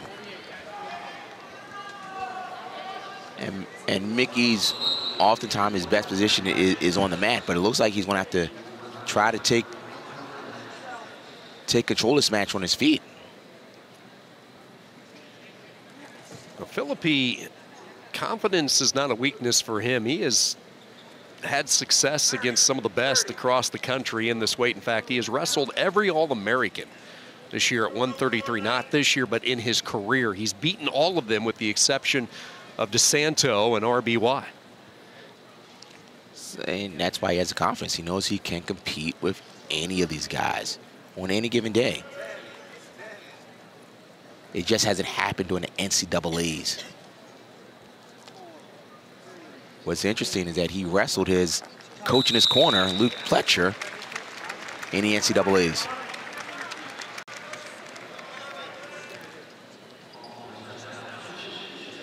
We go to the third period, tied at 2, a mountain's worth of riding time for Myers. So let's see if Philippi tries to cut into that. Real explosive start off the whistle by Myers underneath. Philippi elevates and returns him right back down. A little presumptuous, but if Mickey Philippi rides Corbin Myers out this whole period, we're going in overtime. And Mickey Philippi is good on top. But it's a tall task because Myers likes to stand up quickly.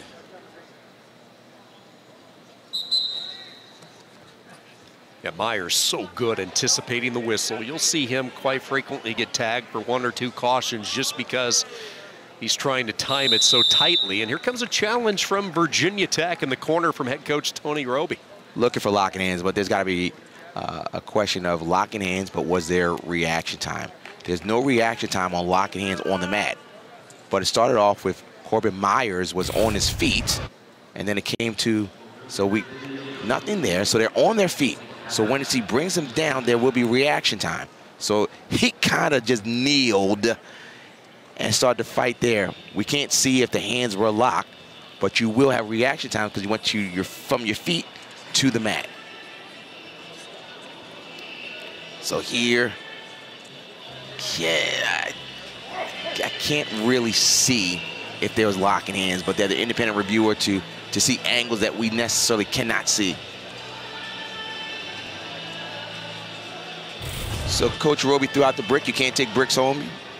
So it feels like, hey, this is worth challenging. And last time they wrestled, the match was decided by a penalty point. Could this be another penalty point with these guys? So here it is. What's the call?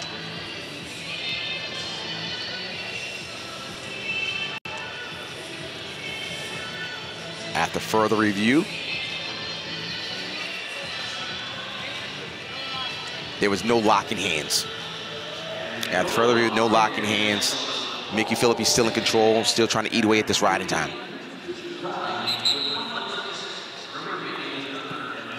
And Mickey Philippi is trying to get that leg in. And of course, Myers knows that it's in, so he's blocking. He's blocking and blocking and blocking and blocking and got out. And he has a riding time advantage, so Mickey Philippi has to go after him and try and get to his single. And Mickey Philippi has talked about this. He understands he needs to be more aggressive and neutral. He felt the narrative of him not scoring, keeping it close in matches was accurate in the past, but not so much now this year. The new version of Philippi, and he's going to have to unleash some offense in the final minute. 3-2 Myers plus riding time, so Philippi needs 2 just to try to start thinking maybe a sudden victory and force an overtime. And it's going to be hard against Corbin Myers because he darts. He's in and out, moves his feet, lowers level, kind of keeps his opponents off balance. And so Mickey Philippi, look at that. Mickey's on his heels, even on the fake shots. Corbin Myers isn't even committed. He's just acting like he's going to shoot, which keeps Mickey Philippi off of him. We're under 30 seconds here.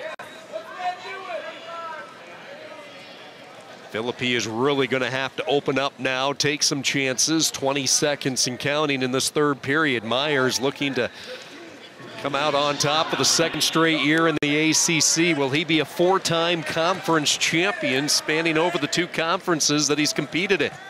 A couple of push-offs from Myers. Philippi, nothing to be found. And Corbin Myers has done it again.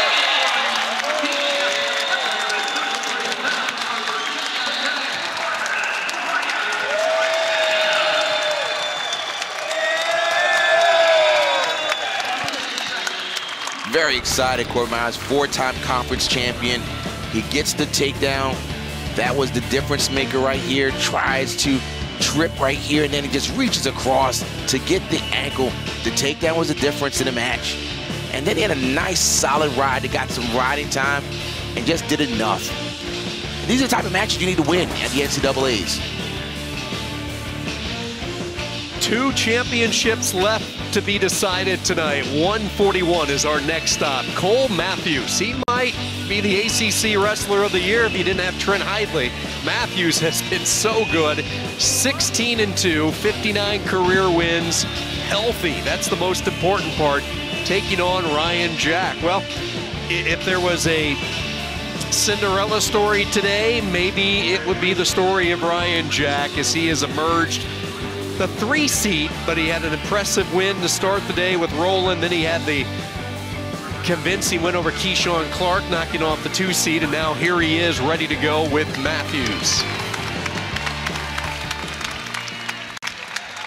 Ryan Jack, another Danbury, Connecticut native, moving up from 133 a year ago. He's still not a big 41-pounder. Spent a lot of time last year on what he weighed. Very strong, has that Jack strength, and here comes Cole Matthews. Twice this year, ACC Wrestler of the Week, and yeah, he's healthy. A healthy Cole Matthews is a dangerous Cole Matthews. And so this is what happens with Cole Matthews. Everyone knows that he is lightning quick. He has a really good front headlock. And if you shoot on him, he has a great reshot. So when these two wrestled before, Ryan Jack didn't do too much of the offense because he knew what to happen. And as soon as he took a shot, what happened? Cole Matthews did a front headlock, finished it, and won the match. So Cole Matthews is accustomed to people just kind of waiting and not doing too much of an offense on him because of his quickness. But Ryan Jack, he beat a very quick Keyshawn Clark, who was lightning fast. He got a takedown to ice it with 4 seconds left. The only 2 losses this year for Matthews, D'Amelio of Ohio State, that was a 1-pointer, and then he lost to Penn, CJ Composto, 7-5, and that was at the Illinois Matman at the turn of the year. Low shot by Jack, submarine single. Looking for a neutral danger call, so he's trying to pull it over. And now he's going to try and go under and look towards, now it looks like it could be some look at this. We'll talk about shiftiness here. Nothing yet. Nothing yet. Takedown. That was shifty. He kind of sat on his butt and then came back around. The guy can wrestle. Really good spatial awareness. Knows his body, where it is. Didn't panic. And this is why people don't like to shoot on Cole Matthews, because he's so crafty here.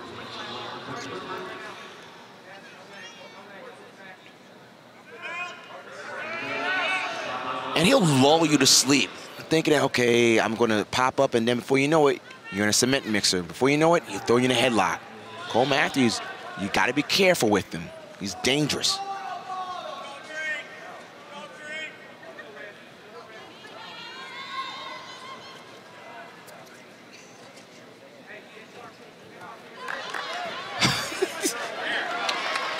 Look at the quickness there. Good job by Jack to get out.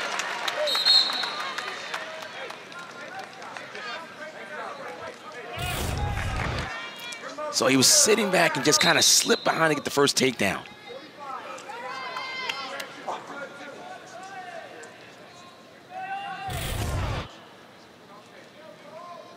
.37 seconds to go, first period, 2-1. Matthews behind the scramble, able to come out with the 2. As you said before, Matthews will lull you to sleep. Looks like I'm not doing much, but then he explodes, and you find out that he's behind you.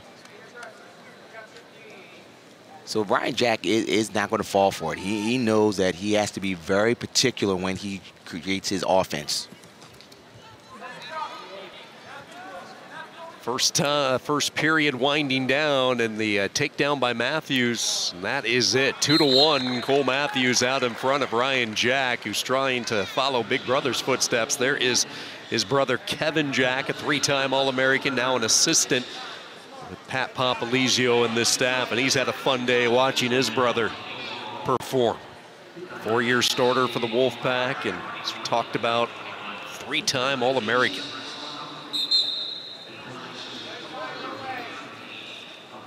It's always neat when you see guys return to their alma mater and help out inside the wrestling room. And we talked about Gwizdowski, what he meant for NC State winning the 2 titles. Kevin Jack, he kind of burst on the scene that first year out of nowhere. Remember, he had the red shirt pulled off. He was going to red shirt that first year. He became an All-American, and he never slowed down.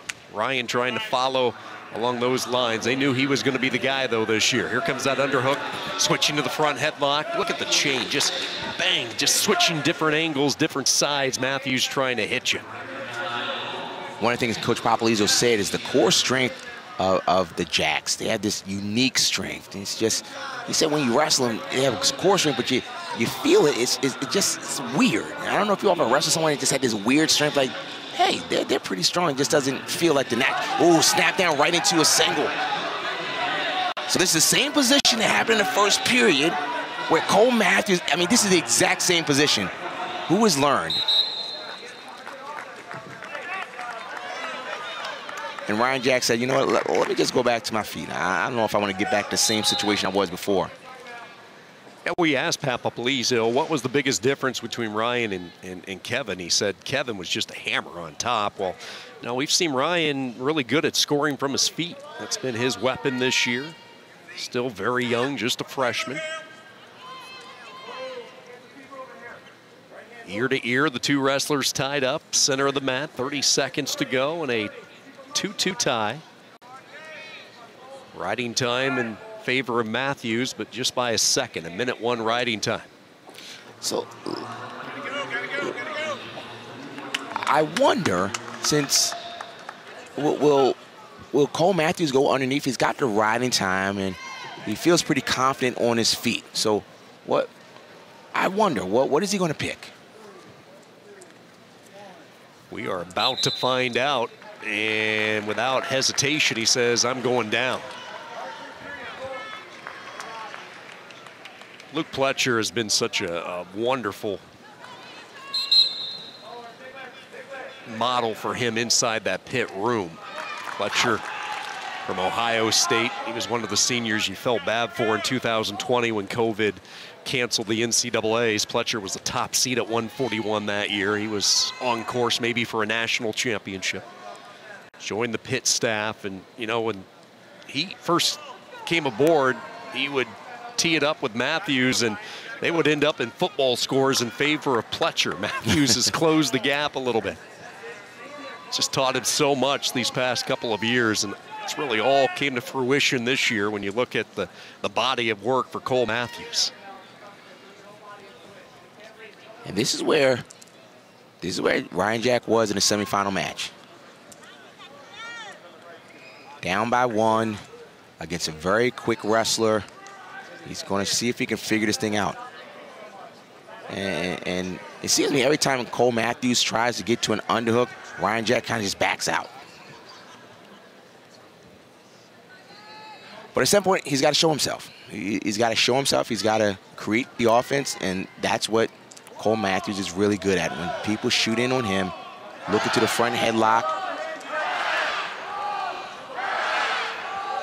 So he knows he doesn't have to do anything. He's keeping his back to the center. He's holding center. And Ryan Jack is on the outside. And Ryan Jack knows that he's got to do something. It's 30 seconds. If he wants to be an ACC champion, he's got to put himself out there.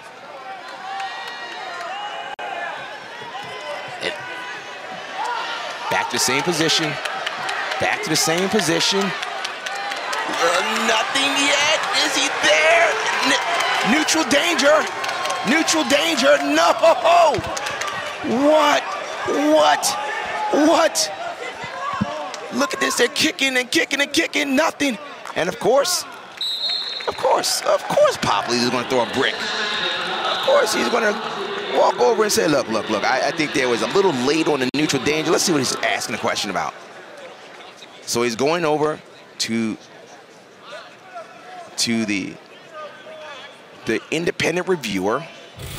And the question is, what is he questioning? And is he questioning, there wasn't a takedown, but maybe the neutral danger. So at this point, Jack is trying to get around. No control, clearly no control. But here's the question. Did the official miss the neutral danger for 3 seconds? Did he miss it? we're seeing it in slow motion. So in slow motion, you're saying, of course he got it. But in real time, it is a different story. So that's my assumption. I did not hear what the question was. Quick look, and what's the answer? After further review, no takedown. Cole Matthews. Cole Matthews. No expression. Another day at the office. Another day at the office. This is how he wins. Just like his coach. Just like his coach. Even kill. I was the #1 seed. I'm supposed to win. This is the first takedown. The only takedown. Controlling the hips. And just doing what a #1 seed is supposed to do. I'm telling you all, he is going to be a problem in the NCAAs. Cole Matthews.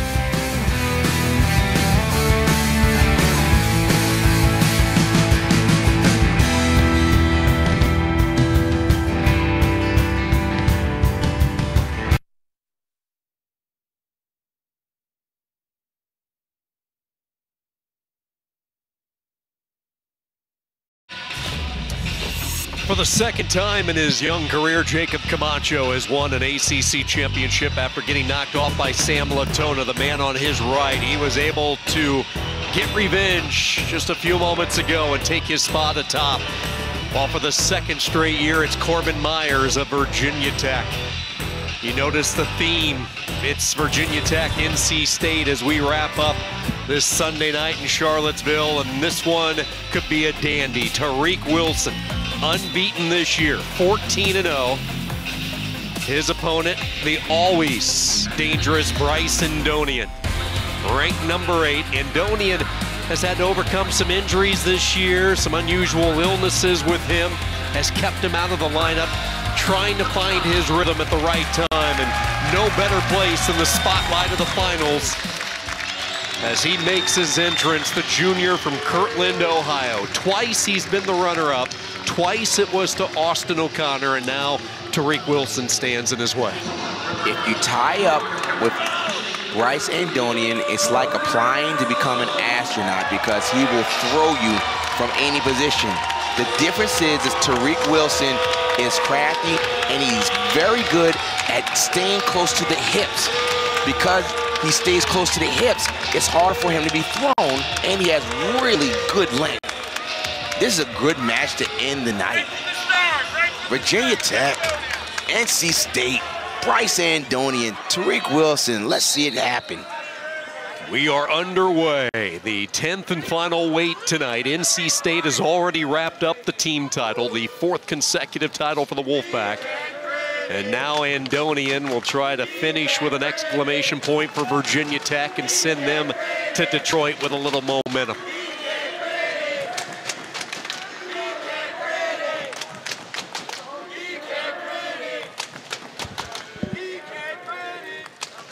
Oh, good job. Right in on the hips. There it is. Hips. Right on the hips. Staying, as I mentioned before, Tariq Wilson does a good job of covering hips. And 2-1. And that's how you have to finish on Bryce Indonian. You've got to be quick and cover the hips. And that's exactly what Tariq Wilson did. This is Wilson's 5th ACC championship appearance. Only his 2nd meeting with Indonian. Wilson has bumped up since his arrival in Raleigh. He was a 4-time NCAA qualifier, twice at 33, twice at 41, and now in his final year up at 149. And quite frankly, looking about as comfortable and confident as we have seen him throughout his very successful career. Relaxed, focused, wrestling loose. And Coach Popolizzo said that he's noticed that since he's gotten bigger and he's enjoyed wrestling a little more. He said he used to walk on his headphones on before match, but now he's talking and he said Tariq Wilson is the funniest guy on the team. Yeah, when you eat, you can make jokes.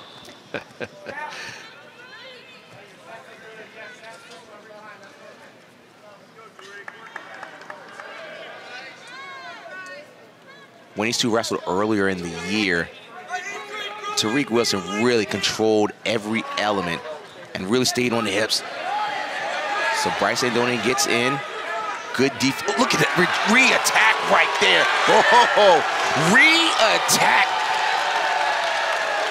The length of Tariq dropped down.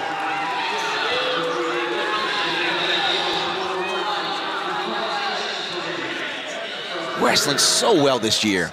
Really wrestling well, especially against a dangerous Bryce Andonian. So Bryce Andonian got in on a single. Look at him, he gets in on a single.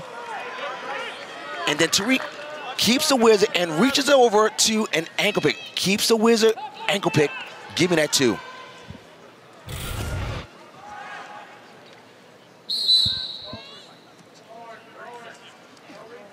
And this is a position where NC State wants to assert that they're good, and that's on their feet.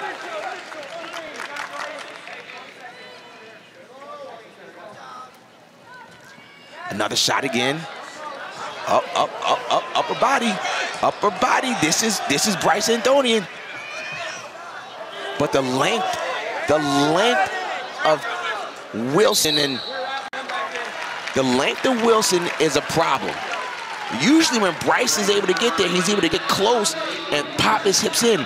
But because Tariq Wilson is a longer wrestler, Tariq was able to get his hips away. Final few moments of the first period. And a 4-2 lead for Tariq Wilson, and the disc comes up his color.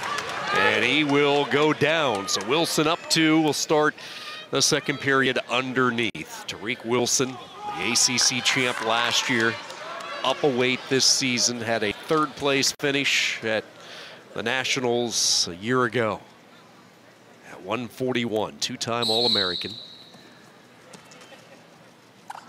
See what he can do from underneath. Looks for that switch back up on his feet. Andonian still with a lock. And Wilson's away for the point. There's something that Tariq Wilson is doing to make him feel really comfortable, because most people panic when you're upper body with Bryce Andonian. Bryce Andonian has a bronze medal at the Junior Worlds.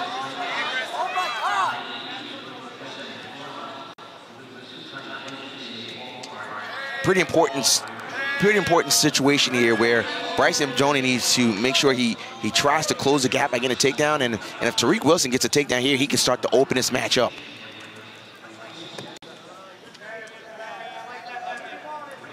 Tony Roby has told us on numerous occasions, besides Mekhi Lewis, Andonian's is his best athlete on the team.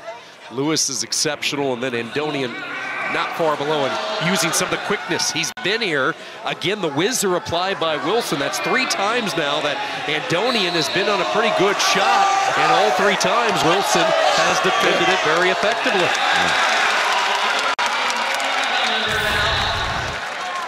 So once again, he gets the signal. So there's the whizzer, and they believe that Tariq Wilson kind of just scooted himself out. But to me, it looked like Bryce Andonian was kind of moving into Tariq. But, you know, Coach Pablizzo said something to him. It doesn't matter. It's just a warning. Oh, look at a reshot there. My goodness, that was a good reshot. Right to the hips. Right to the hips. Just a quick reshot. Right to the hips. I'll tell you what. If there's a guy that's wrestling well, it's Tariq Wilson. That reshot there was so good.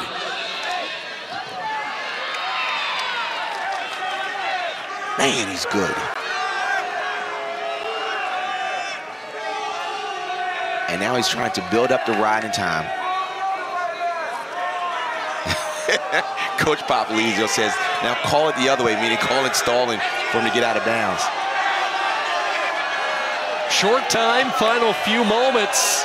Wilson eclipses the minute mark in riding time, and he ups the ante. Tremendous second period. Look at shot, defend, reshot, right to the hips. This is how you attack Bryce Andonian. Right when he attacks, you defend and you go towards his hips. You don't want to drop down to a leg, get a single, because that's when he gets really crafty. What a story Tariq Wilson has become for a lot of young aspiring wrestlers. Here's a guy who never won a state title in high school. He was a 3-time Ohio State place winner. Second as a junior, second as a sophomore, 6th as well. And you look at what he has accomplished, 2-time All-American, and in control here, maybe on path to another ACC title. Hats off again to NC State for developing talent, looking to find the right person for their program. Clearly Tariq Wilson was the right person, is the right person for their program, and they've developed someone that wasn't a blue chipper, but my goodness, is he good. As we've seen from Andonian, no lead is safe when you wrestle Bryce Andonian. This guy can score points and bundles, and he can win those unorthodox positions. He's going to need a little magic here in Charlottesville tonight. And Wilson staggers down at the edge of the mat. Oh, boy. Now, what happens here, it's either if they deem that it was a head injury, it's going to be a concussion protocol, meaning that he has unlimited time to figure out what's going on. So we don't know what happened. The officials have not said anything yet. They have not said, is it concussion or is it injury time? So what they're going to do, they're going to look.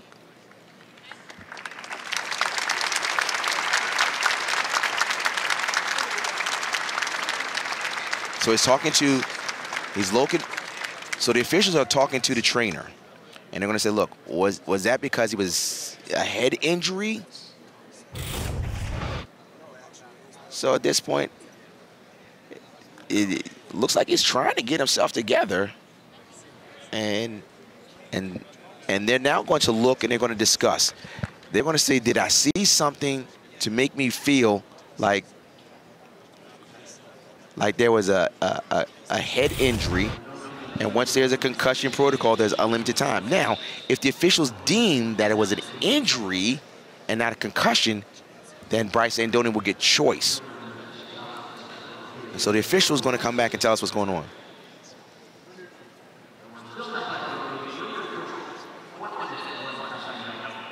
There is still a lot of time in this match, 1:01. And again, clearly the concern with Tariq Wilson, he was stunned. He was wobbly on the edge. His eyes tell the story as we take one more look at it. Good to see him back in there. Take a look. Was this the moment where maybe they cracked heads or he landed? Yeah, right there. A lot of weight coming down on his head. There was no shoulder to absorb it, so let's see if Andonian can come in on the attack and if Wilson can clear those cobwebs. Uh-oh, uh-oh, uh-oh. A cradle. And Coach probably said, look, we don't need any bad points because Bryce Andonian do some Bryce Andonian type of stuff, and then you end up on your back. So who does that as a head coach says, okay, that's enough. Don't try to put him on his back. No coach does that, but they respect the Bryce Andonian-ness of what he does. Did not want to get into the Andonian funk roll there, and they backed off. Sean, in my years of watching this, I don't know if I've ever said a coach like, stop trying to take him on his back. Who does that? Anybody that wrestles. Tariq Wilson, what a year. Perfect this season. He got dazed, but he regained the focus, and Tariq Wilson wins the ACC title at 149. And man, he looked good. Tariq Wilson looked really, really good. Ending the tournament as champion and sealing it for NC State, who did and had a fantastic ACC tournament and a fantastic dual meet tournament on their way to the NCAAs. How appropriate for North Carolina State. Their two unbeaten wrestlers take care of business tonight. Hidley's win sealed it for North Carolina State, and now we see Wilson with an exclamation point in the matchup with Andonian. And for the 4th straight year, Pat Popolizio and North Carolina State will celebrate an ACC championship. They've done it. They were anticipated and thought that they were going to win, and they won. Fantastic year, but they won a national championship. They don't want a trophy. They want to be a national champion. So for the 19th time in program history, NC State is bringing home the hardware. They are the 2022 ACC tournament champions, and they certainly have a lot on the horizon as they head to Detroit. What a day of wrestling in Charlottesville. NC State, your team champ. Virginia Tech crowned a number of individuals. Nobody more dominant this year than Trent Hidley in the ACC. Coming up next, it's nothing but net from the ACC women's tournament. For Rock Harrison, I'm Sean Kenny. Our fantastic crew tonight saying so long from Charlottesville. Thanks for watching. See